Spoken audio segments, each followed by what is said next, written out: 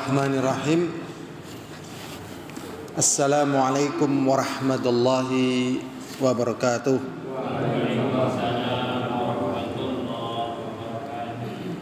Innal hamdalillah nahmaduhu wa nasta'inuhu wa nastaghfiruh wa na'udzu billahi min shururi anfusina wa min sayyiati a'malina. من يهده الله فلا مضل له وما يضلل فلا هادي له أشهد أن لا إله إلا الله وحده لا شريك له وأشهد أن محمدا عبد رسوله اللهم صل وسلم على محمد وعلى آله وأصحابه ومن تبعهم بإحسان إلى يوم الدين وبعد.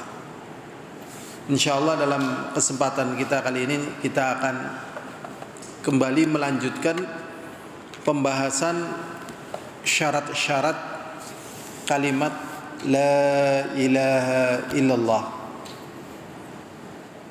yaitu kalimat yang baik, thayyibah, yang artinya adalah La ma'buda bihaqqin illallah, tidak ada sesembahan yang benar untuk disembah kecuali Allah SWT.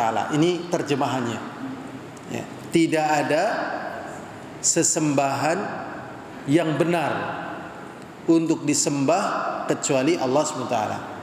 Berarti ada sesembahan lain yang disembah tetapi tidak benar ya. Ada sesembahan lain yang disembah dari selain Allah tetapi tidak benar. Seperti Nabi Isa disembah.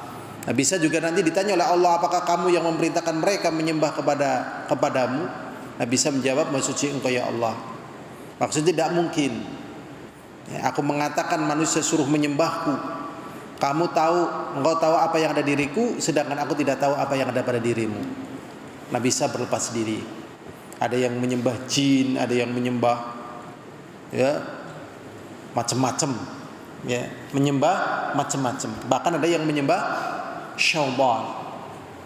Bahkan ada yang menyembah, ini agak asing tapi ada yang menyembah apa? Kemaluan wanita ya. Ada yang menyembah kemaluan wanita. Udah pernah dengar? Belum. Kenapa menyembah kemaluan wanita? Karena asal manusia itu dari mana? Ya kan keluarnya. Nah ini di Iran ini. Sehingga terjadi perzinahan antara bapak dengan anak-anak dengan seperti itu. Ya, kalau di Inggris ada yang nyembah tikus putih. Ya, kalau di Solo ada Kiai Slamet sebagainya kan. Nah, kayak gitu, jadi ngeri. Ada penyembah syaitan betul-betul. Jadi ada orang penyembah syaitan ya, satanik setan cut itu gereja penyembah syaitan. Tapi di Yaman juga ada penyembah syaitan, bukan dari kalangan Nasoro, tapi penyembah syaitan. Ya, tapi ini yang ngomong dari gereja penyembah syaitan. Nah, kenapa mereka menyembah syaitan? Ya karena kalau mohon kepada Allah terlalu lama. Tapi kalau minta kepada syaitan cepat. Dan alasan-alasan ini sehingga menyembah kepada syaitan. Ada juga yang menyembah kepada matahari. Ya orang Jepang ya, menyembah ya matahari. Dari sujudnya ke matahari. Nah, ini bukan apa? Bukan Tuhan yang benar. Bahkan ada yang menyembah hawa nafsu. Bahkan ada yang menyembah ya dinar dan dirham. Dinar dan dirham uang. Karena Rasulullah SAW mengatakan ta'isa abdul dinar, ta'isa abdul dinar, wa ta'isa abdul dirham, ta'isa abdul qatifa wal khamilah. Ya, celaka hambanya dinar, celaka hambanya pakaian gitu. Jadi para pendewa uang, para pendewa penampilan. Pendewa uang misalnya, kamu membunuh si fulan, mau nggak? Mau gitu kan. dibayar murah mau gitu, resiko nggak kepikir gitu. Naudzubillah min dzalik. Naudzubillah. Dan yang lainnya, ini ada juga yang lainnya lah, sangat banyak. Nah itu batil, itu batil. Yang benar adalah hanya menyembah kepada Allah SWT. Kita mencintainya, mentaatinya. Ini dari kalimat la ilaha illallah, ada syaratnya. Kemudian tidak ada kebaikan, tidak ada kemuliaan kecuali kalau dibangun di atas kalimat ini. Ya, tidak ada pahala, tidak ada kemanfaatan kalau bukan sumbernya dari kalimat tauhid ini. Apa ada dalilnya? Ada. Allah SWT berfirman, Allah mengatakan, afaman assasa bunyanahu ala taqwa minallah wa ridwan kaman assasa bunyanahu ala syafa jurufin harin fanhara bihi ila nari jahannam. Allah SWT mengatakan, apakah sama orang yang membangun bangunannya, ya, orang yang membangun bangunannya di atas ketakwaan kepada Allah dan keridhaannya, dengan orang yang membangun bangunannya di atas tanah yang longsor. Tanah tapi longsor untuk membangun. Kira-kira tanah yang longsor untuk membangun bisa apa tidak? Tanah ini longsor untuk membangun bisa apa tidak? Tidak. Dengan kemiringan yang sangat miring, misalnya longsornya langsung kayak gini, ini gimana? Nggak bisa. Nah, kalau membangun bukan di atas kalimat la ilaha illallah, itu membangun di bangunan tanah yang longsor. Ya, ya, pamannya Nabi Muhammad SAW, Abu Thalib, jasanya besar terhadap Nabi Muhammad SAW. Bisa untuk membeli surga ini, untuk misal surga. Tetapi tatkala dia meninggal dunia, dia tidak mau mengucapkan kalimat la ilaha illallah. Dan masih banyak lagi contohnya, sangat banyak sekali. Makanya beruntunglah orang-orang yang mengenal kalimat la ilaha illallah. Tetapi untuk paham kalimat la ilaha illallah itu tidak mengucapkan hanya dengan ucapan saja, ada kandungannya. Sehingga orang-orang yang mengucapkan kalimat la ilaha illallah menjadi orang-orang yang seperti dikatakan oleh Allah SWT, faqad istamsaka bil urwatil wuthqa lang fisama laha. Sungguh dia telah berpegang teguh dengan tali yang sangat kuat, tidak akan terputus. Jadi orang-orang yang sudah tercelup dengan celupan kalimat la ilaha illallah, maka menjadi orang yang sangat kuat. Contohnya, ya, keluarga Ammar bin Yasir. Rasulullah SAW pernah mengatakan, sobran ya ala Yasir, inna ma'idukumul jannah, sesungguhnya tempat kembalimu adalah surga. Jadi keluarga Yasir ada Ammar, ada Sumayyah, ada Yasir. Ya, ini disiksa, dibantai. Bahkan Sumayyah ditombak kemaluannya sama Abu Jahal. Perempuan ditombak kemaluannya. Terus semuanya dirusak sampai meninggal dunia. Ya, sampai Ammar waktu itu mau dimasukkan ke dalam air yang mendidih. Ya, mau biar ibunya murtad. Hampir waktu itu si ibu ini, Sumayyah ini hampir goyah, anaknya yang bayi mencemplungkan ke air yang mendidih. Akhirnya anaknya itu ngomong, ibu sabar ibu, gitu. Akhirnya sabar. Ya, akhirnya ibunya nggak jadi. Ya, Masya Allah. Jadi keluarga Yasir, Alu Yasir, ya, Bilal, dan masih banyak lagi punya kekuatan yang luar biasa. Ini pentingnya kita mengetahui kalimat la ilaha illallah dengan memenuhi syaratnya. Kalau tidak memenuhi syarat, maka tidak bisa mendapatkan dari keutamaan kalimat la ilaha illallah. Misalnya kalau mau bikin wedang kopi, itu syaratnya ada air yang mendidih. Jadi kalau cuma gelas doang, kopi bubuk doang, sama sendok doang, sama gula doang, bisakah menjadi air kopi, wedang kopi? Tidak. Jadi syaratnya harus ada apanya? Air panas yang didih. Atau cuma air panas doang, nggak ada gelasnya, nggak ada kopinya, gitu. Cuma air panas doang. Ya. Bisa nggak jadi wedang kopi? Tidak. Harus memenuhi syarat. Nggak bisa itu. Wedang kopi pun harus ada syaratnya. Wedang kopi loh. Ya. Sepeda ontel. Tapi nggak ada rodanya. Bisakah bisa menjadi sepeda ontel? Nggak ada. Ya. Sepeda ondel tapi cuma roda doang, bisa jadi sepeda ondel? Tidak, harus memenuhi syarat. Nah ini apalagi kalimat tauhid, masa itu nggak bisa.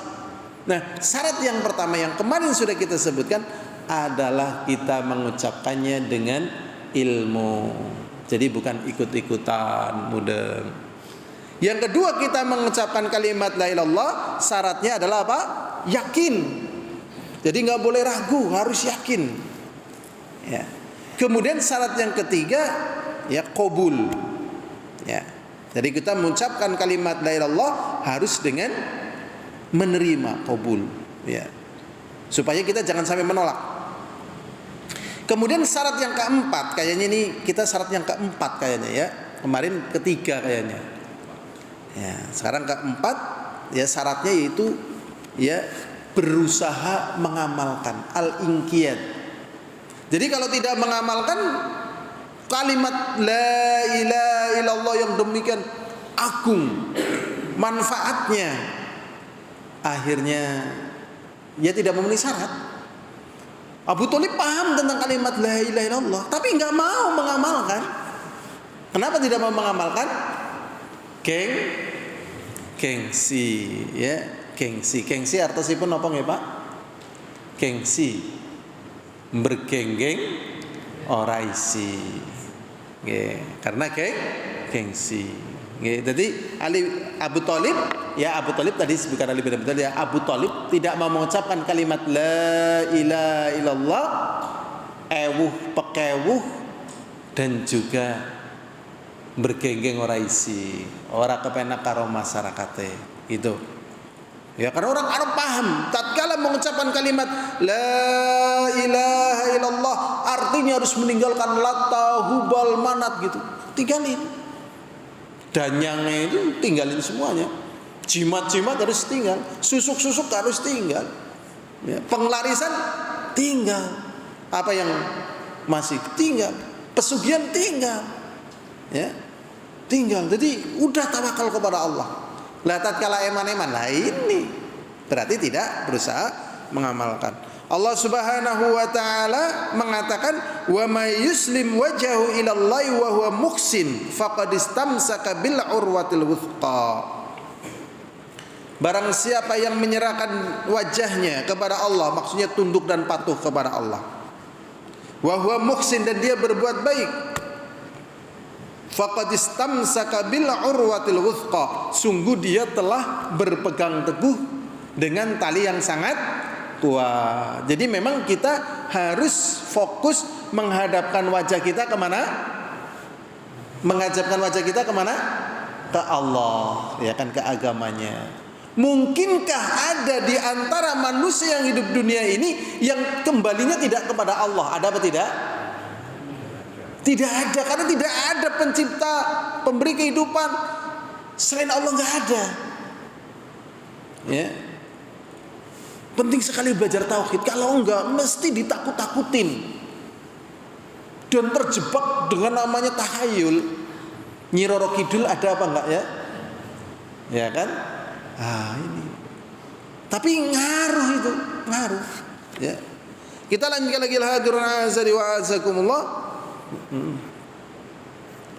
Dan Allah SWT berfirman, wa anibu ila rabbikum wa aslimulah min qabli ayatiyakumul azab thumma la tungsurun.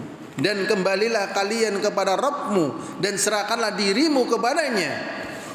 Jadi memang harus berusaha mengamalkan, ingkiat, menghadapkan wajah kepada Allah.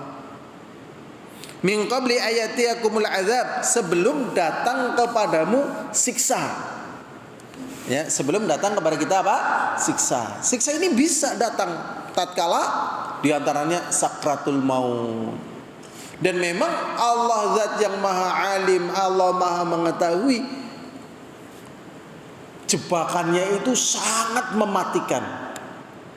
Karena jebakannya itu tidak bisa dideteksi kecuali oleh orang-orang yang diberi kefakihan. Misalnya orang lupa dari Allah. Justru tatkala dia lupa dari Allah, di jalan dia melupakan Allah, justru mendapatkan kemudahan-kemudahan, ya, kenyamanan-kenyamanan.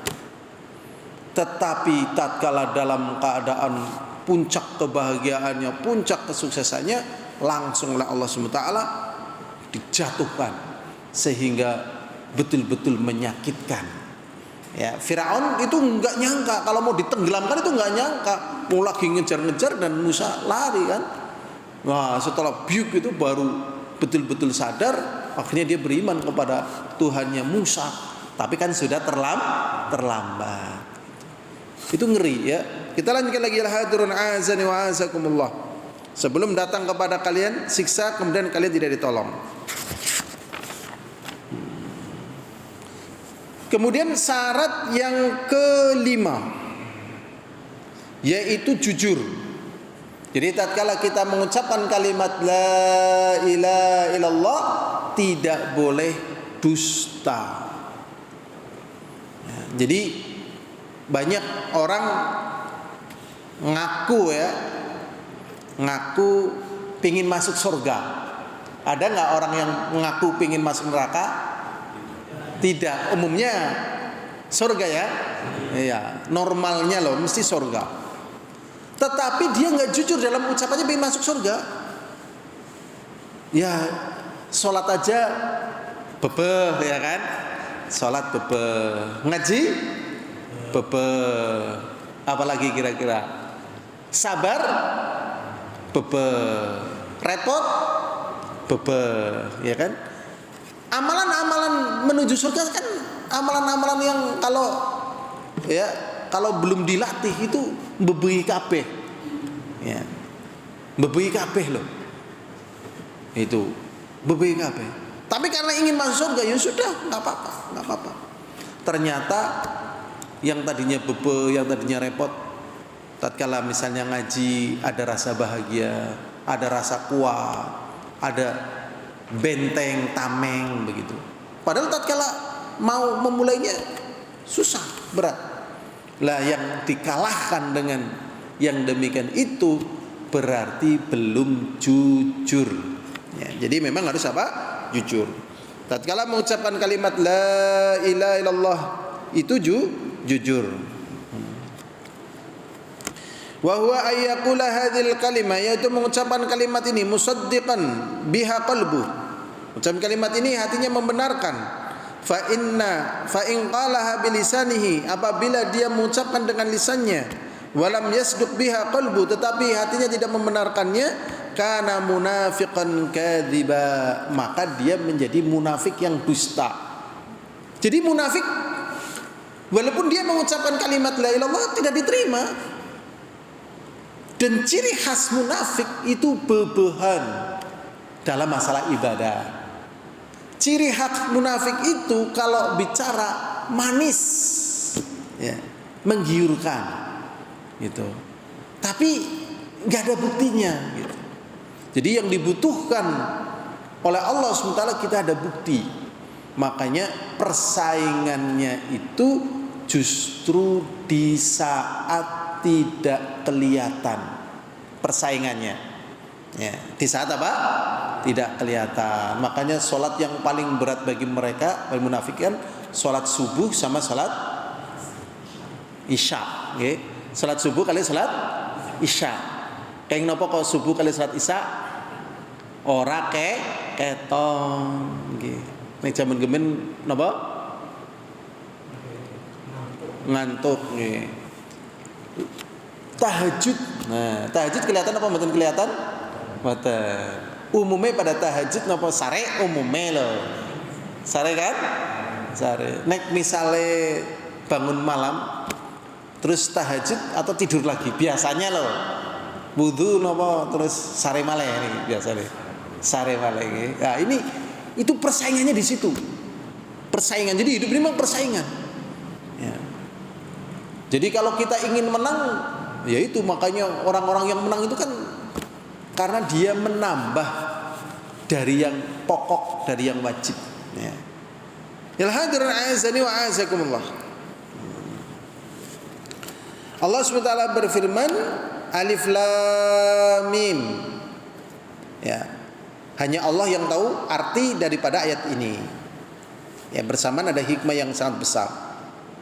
Asiban nasu ayatruku ayyaqulu amanna wa hum la yuftanun.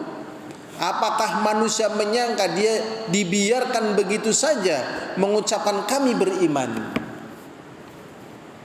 Wa hum la yuftanun, sedangkan mereka tidak diuji. Jadi bagi orang-orang yang beriman pasti diuji. Yang namanya diuji nggak enak. Diuji nggak enak, tapi pasti diuji. Ya. Allah kemudian mengatakan lagi, walaqad fatannal ladzina min qablihim, maka sungguh-sungguh kami telah menguji umat-umat sebelum mereka. Fala ya'lamanallahu alladzina shadaqu, maka sungguh Allah SWT akan mengenal di antara mereka yang jujur, wala ya'lamannal kadzibin, dan sesungguhnya Allah sungguh mengenal siapa di antara mereka yang dusta. Ya. Jadi ujian ini mengerikan loh kalau menurut saya. Ya, ujian ini apa? Mengerikan. Lah, supaya terhindar dari hal yang mengerikan itu harus jujur. Nah, ini yang sering buat contoh ini ya. Yang sering buat contoh. Waktu itu ada orang yang ikut berjihad bersama Rasulullah. Kemudian para sahabat Rasulullah SAW mengatakan huwa fil jannah, huwa fil jannah, huwa fil jannah. Gitu. Karena perangnya berani dan luar biasa. Wah, ini pasti masuk ke dalam surga. Tetapi Rasulullah SAW mengatakan enggak, bahkan dia di neraka. La, bal huwa finnar. Tidak, bahkan dia di neraka. Ngaget napa mboten ngaget? Kaget sekali wong jihad bersama Rasulullah sampai terluka. Ya surga lah. Tetapi Rasulullah mengatakan tidak, bahkan dia di neraka. Karena ini yang mengucapkan Rasulullah SAW, para sahabat nggak bisa ngingkarin. Karena Rasulullah berbicara dengan wahyu. Oh, akhirnya dikuntit nih orang ini. Kuntit. Yang tadi menurut para sahabat itu di surga. Ternyata betul. Dia sudah terkena sabetan pedang dan luka yang banyak. Termasuk dia juga terkena tombak. Nah, kalau sudah kena sabetan pedang, terkena tombak, biasanya sebentar lagi mau apa ini biasanya? Meninggal ya. Misal ada orang nggak terkena tombak, nggak terkena pedang, meninggal apa nggak meninggal? Pasti meninggal, karena tidak ada orang yang sakti kan, nggak ada yang nyawanya bisa disambung kan, nggak ada, mesti mati, pasti itu. Karena malaikat Jibril memberikan nasihat kepada Rasulullah, i'malu masyi'tum fa innakum mayyitun. Udahlah kamu berbuat semaumu, pasti kamu mati. Jadi tidak ada orang yang enggak mati, pasti mati. Lah, apalagi kena luka pasti mati. Tapi yang jadi permasalahan luka itu sakit. Lah, orang sering membayangkan biar sakitnya enggak begitu lama, lebih baik mati. Nggih betul? Nggih. Daripada sakitnya terlalu lama, lebih baik apa? Mati. Lah matinya itu bukan karena saat yang Allah tentukan matinya. Ini tombaknya dibleskan itu loh. Bles. Akhirnya mati. Tapi kan matinya itu di tangannya ini. Coba. Harusnya tawakal kepada Allah. Sabar. Ada nggak di antara manusia yang bunuh diri? Ada nggak? Banyak. Minum racun tikus, apalagi baygon, kendat. Coba. Misalnya dia tidak minum racun tikus, tidak kendat, dan tidak yang lainnya, mati apa nggak mati? Mati apa nggak mati? Mati pasti. Kenapa dia bunuh diri? Orang usah bunuh diri, mati, ya kan? Daripada bunuh diri mati, mending ke dalan ku saponi kabeh. Loh kok kamu nyaponi daripada aku bosen urip? Lah kok kepriye ala wis ora urusan, masjid disaponi. Dene kowe sregep temen lah daripada, ya kan? Bermanfaat atau tidak bermanfaat umurnya? Bermanfaat lah daripada bunuh diri. Makanya orang yang mati bunuh diri itu diancam dengan neraka. Ya, diancam dengan apa? Neraka. Sebagaimana dia matinya dalam bunuh diri itu.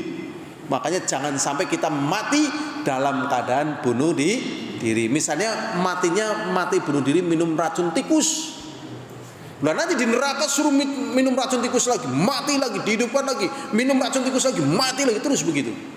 Kalau bunuh dirinya jatuh dari loteng, ya seperti tomat pecah, ya diulangi lagi ya Allah. Pokoknya sesulit apapun ditulis, jangan sampai bunuh diri. Semenderita apapun, jangan sampai gila. Gila boleh apa nggak boleh? Gila itu ya bahasa Jawanya kentir loh. Kentir angsal betul ya Pak, kentir loh. Kentir gila nih Pak, angsal betul Pak. Dadi wong kentir niku angsal apa mboten? Kan di rumah sakit gila itu banyak orang kentir enggak? Nah, apa di jalan-jalan banyak orang gila kan? Secara hukum syariat gila boleh apa enggak? Boleh apa mboten Pak? Kenapa kok enggak boleh? Sekarang meninggalkan sholat angsal apa mboten? Puasa angsal mboten? Lah tatkala dia gila, hilang semua. Dia sholat-sholatnya nggak sah, puasa-puasanya nggak sah, mencari nafkah untuk istri ya nggak sah. Makanya gila ini menghilangkan kewajiban. Seberat apapun ujiannya jangan sampai gila. Jadi sebelum gila gimana? Nyemplung sumur lah, mlebet atau pakai es, kan kepalanya jangan sampai gila. Jangan sampai bunuh diri dan jangan sampai gila. Daripada bunuh diri ki masjid bersih kabeh orang senjaluk bayaran. Dolan disapuni kabeh, tangane bersih kabeh. Dene kowe jenengan kaya wong kentir, men. Dene gelem daripada aku bunuh diri. Wah, niku. Kalau orang mau bunuh diri suruh diajarin kayak gini aja ya. Sing seneng nambang pasir kok nambang pasir wis ngantekan daripada kayak gitu. Sampai Allah datangkan ajalnya. Nah itu. Kita lanjutkan lagi lah hadirin azani wa azakumullah. Tadi yaitu apa? Yaitu jujur sehingga selamat dari kedustaan. Berikutnya juga firman Allah Subhanahu wa taala, "Wa minan nasi may yaqulu amanna billahi wa bil yaumil akhir wa ma hum bimumin." Dan di antara manusia ada yang mengatakan kami beriman kepada Allah wa bil yaumil akhir dan hari akhir wa ma hum bimumin, padahal mereka tidak beriman. Padahal dia mau ngomong beriman kepada Allah dan hari akhir, tapi Allah katakan dia tidak beriman. Kenapa dikatakan tidak beriman? Karena imannya tidak jujur. Kalau memang beriman pada hari akhir tabah. Kenapa tabah? Ya kan hidup ini cuma sebentar. Yang lama itu setelah kematian. Berdasarkan hasil penelitian, orang yang paling banyak bunuh diri adalah kaum ateis. Dan orang yang paling banyak melakukan kemaksiatan ya orang-orang yang tidak beriman. Ya buat apa susah? Akhirnya ya melakukan apa saja yang diharamkan oleh Allah. Enggak ada kehidupan setelah kematian ini kok. Kapan lagi kita seneng-seneng kalau kita bukan pas kita lagi masih hidup. Kalau udah mati kita nggak bisa nikmatin apa-apa. Maka mumpung sebelum mati puasin. Naudzubillah min dzalik. Orang beriman kan enggak. Dipuasin nggak boleh, Allah ngelarang. Loh kok ada? Itu kan buat ujian. Nah kalau kita nggak seperti itu, Allah kasih yang lebih baik. Khomer haram, madu halal. Zina haram, nikah halal, ya kan? Nah, kayak gitu, dikasih yang lebih baik. Jadi tadi ya harus jujur. Kita lanjutkan syarat yang keenam. Syarat yang keenam di sini sebenarnya ayatnya banyak, dalilnya banyak. Ya, tapi nggak kita baca semuanya. Ya. Atau tambah satu lagi nih, hadis nih ya. Hadis dari Anas radhiyallahu taala anhu berkata Rasulullah sallallahu alaihi wasallam. Rasulullah sallallahu alaihi wasallam mengatakan, "Ma min ahadin yashhadu an la ilaha illallah wa anna Muhammadar Rasulullah shadiqan min qalbihi illa harramahullahu 'alan nar." Rawahul Bukhari wa Muslim. Rasulullah sallallahu alaihi wasallam mengatakan, siapa saja yang bersaksi bahwasanya tidak ada ilah yang hak untuk disembah kecuali Allah. Jadi Allah saja sebagai sesembahan yang benar, yang lainnya salah. Wa anna Muhammadar Rasulullah, dan sesungguhnya hanya Nabi Muhammad sallallahu alaihi wasallam saja yang berhak untuk diikuti, yang lainnya enggak. Dalam artian ya, kalau tidak mencocoki petunjuk Rasulullah nggak boleh. Kemudian Rasulullah mengatakan, yang menyaksikan asyhadu an la ilaha illallah wa anna Muhammad Rasulullah sidqan, jujur, ya, min qalbihi, dari hatinya, illa haramahullahu, ya, illa haramahullahu 'alan nar, kecuali Allah haramkan untuknya neraka. Jadi neraka nggak bisa memakan dirinya. Syaratnya apa? Jujur. Ya, dan dengan kejujuran itu ada bukti. Ya, yaitu buktinya banyak sekali, tabah, kuat. Makanya orang-orang yang paham kalimat la ilaha illallah seperti para sahabat Nabi ya kuat-kuat sekali, jadi kuat. Karena takut kalau nggak jujur, nggak kuat nih gimana nih? Itu yang jadi masalah. Ya. Masya Allah. Berikutnya syarat yang keenam yaitu ikhlas. Syarat yang keenam adalah apa? Ikhlas.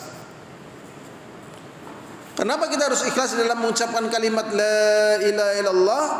Ikhlas artinya murni, tulus, tidak ada campurannya. Hanya karena Allah saja. Karena kalau tidak ikhlas tercampur padanya syirik atau kemunafikan. Karena enggak ikhlas, atau riya, pamer. Jadi mengucapkan syahadah asyhadu an la ilaha illallah supaya dilihat orang atau supaya didengar orang, sum'ah, ya. Karena kadang di tempat-tempat tertentu masuk Islam, waduh, jadi hebat sekali, banyak yang saksikan masuk Islamnya fulan, disaksikan gitu kan, menyenangkan, luar biasa. Nah, ini kalau nggak ikhlas berarti syaratnya hilang. Jadi harus ikhlas. Allah Subhanahu wa taala mengatakan dalam surat Az-Zumar ayat yang kedua, fa'budillaha mukhlishan lahuddin, dan sembahlah oleh kalian Allah dengan memurnikan agama untuknya. Ya. Dan sembahlah oleh kalian Allah dengan memurnikan agama untuknya. Surat Az-Zumar ayat 2. Dan juga firman Allah SWT di dalam surat Al-Bayyin ayat 5. Intinya harus ikhlas nih. Wa ma umiru illa liya'budullaha mukhlishina lahuddin, dan tidaklah mereka diperintahkan oleh Allah kecuali untuk beribadah kepadanya dengan memurnikan ibadah hanya untuknya. Jadi murni, tidak ada pamrihnya, ya. Baik diri kita dan sebagainya, memang harus ikhlas. Dan ikhlas itu gampang atau sulit? Sulit sekali, ya. Sulit sekali, dan itu diakui oleh orang, oleh para ulama, orang-orang saleh, sulit. Ya, makanya mereka kalau mau beramal itu kadang menjaga hatinya, harus ikhlas, harus betul-betul harus ikhlas. Ya. Ini. Dan dalam sebuah hadis yang diriwayatkan Abu Hurairah radhiyallahu taala anhu berkata Rasulullah sallallahu alaihi wasallam, Rasulullah sallallahu alaihi wasallam mengatakan, as'adun nasi bi syafaati yaumal qiyamah. Orang yang paling, ya, orang yang paling, ya, as'adun nas, orang yang paling bahagia, bi syafaati yaumal qiyamah, dengan syafaat pada hari kiamat, adalah orang-orang yang mengucapkan kalimat la ilaha illallah khalisan min qalbi, adalah orang yang mengucapkan kalimat la ilaha illallah jujur dari hatinya. Ini yang paling bahagia. Ya, maksudnya yang menerima syafaat dari Rasulullah. Jadi orang yang bertauhid, ya, meninggalkan syirik, itu baru nanti mendapatkan syafaatnya Rasulullah Sallallahu Alaihi Wasallam. Hadis ini di dalam Sahih Bukhari. Dan juga diriwayatkan dari Idban bin Malik, semoga Allah meridainya, berkata Rasulullah sallallahu alaihi wasallam, "Innallaha harrama 'alan nar man qala la ilaha illallah yabtaghi bidzalika wajhallah."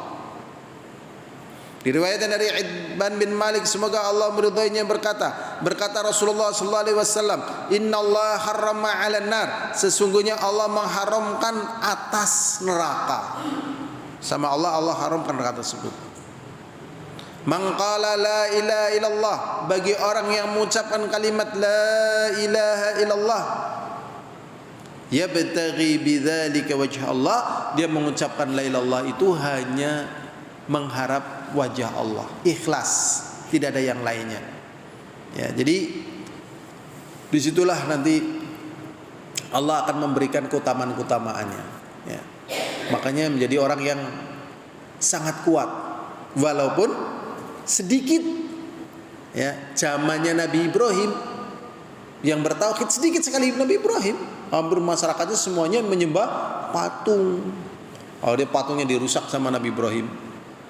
Zamannya Nabi Isa, zamannya Nabi Muhammad gitu. Jadi sedikit.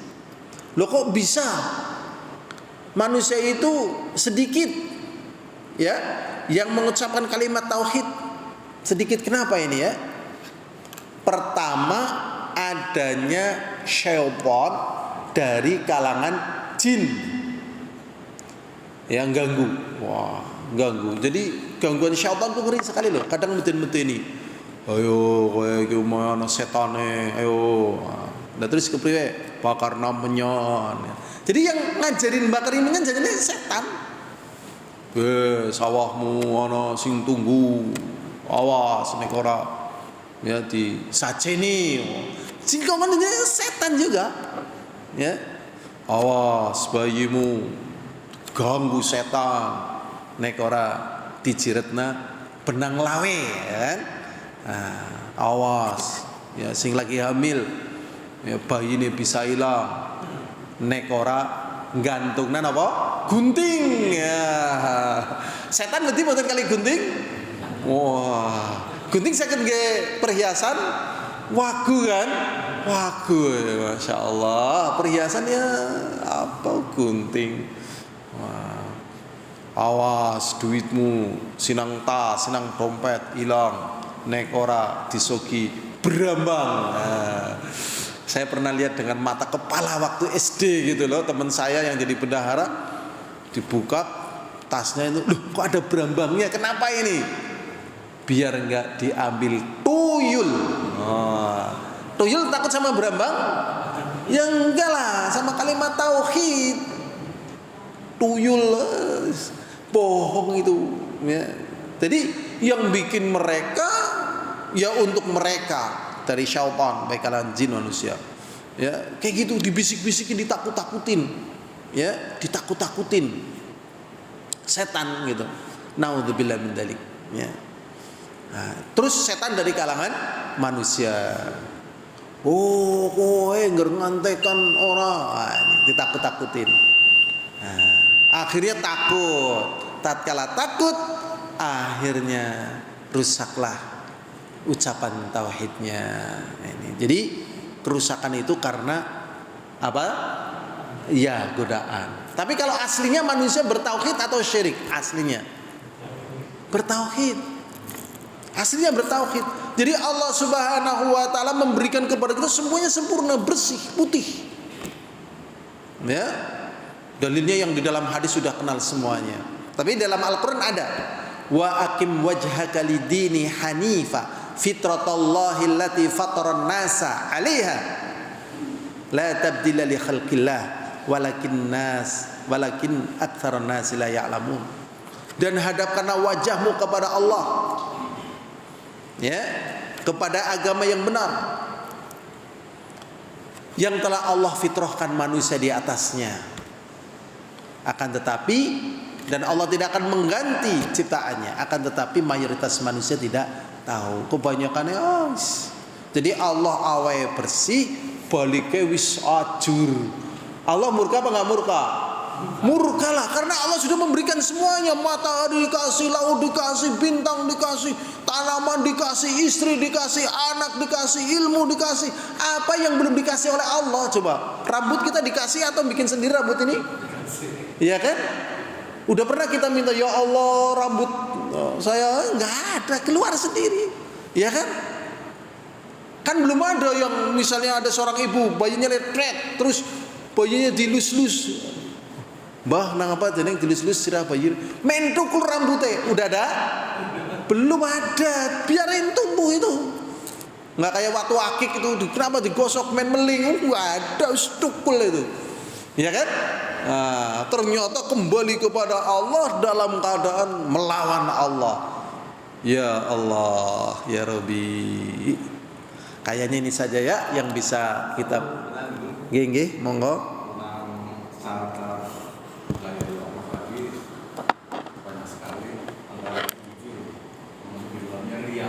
Seandainya salah satu syarat itu tidak terpenuhi, ini sanksinya gimana? Pak, ibadahnya nggak diterima atau gimana?